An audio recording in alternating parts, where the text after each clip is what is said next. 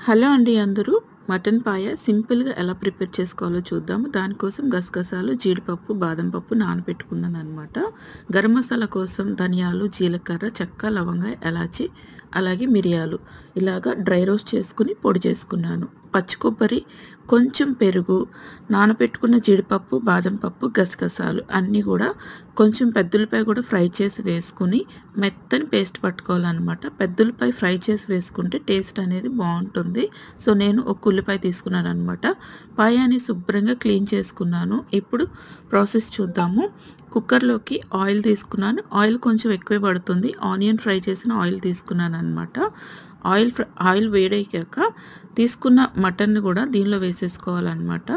పసుపు, ఉప్పు వేసుకుని ఒక 5 నిమిషాలు, కారం వేసి అలాగే పచ్చిమిర్చి కూడా వేసుకుని ఒక 5 నిమిషాలు మగ్గనివ్వాలన్నమాట. అలా అయితేనే ముక్క టేస్ట్గా ఉంటుందన్నమాట.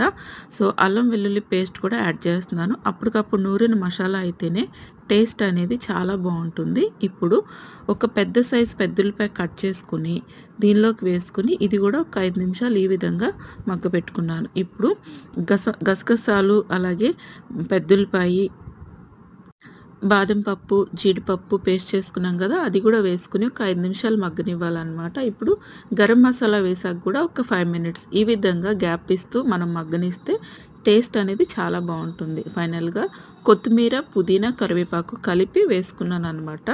లాస్ట్లో మటన్ మునిగే వరకు కూడా వాటర్ పోసుకొని కొంచెం ఎక్స్ట్రానే పోసుకోవాలన్నమాట. కుక్కర్లో ఒక 9 విజిల్స్ వచ్చే వరకు మనం కుక్ చేసుకోవాలన్నమాట. అప్పుడే సాఫ్ట్గా ఉడుకుతుంది. నాకు ఆ కుక్కర్ సరిపోలేదు. సో నేను పెద్ద కుక్కర్లోకి షిఫ్ట్ చేసుకున్నాను అనమాట.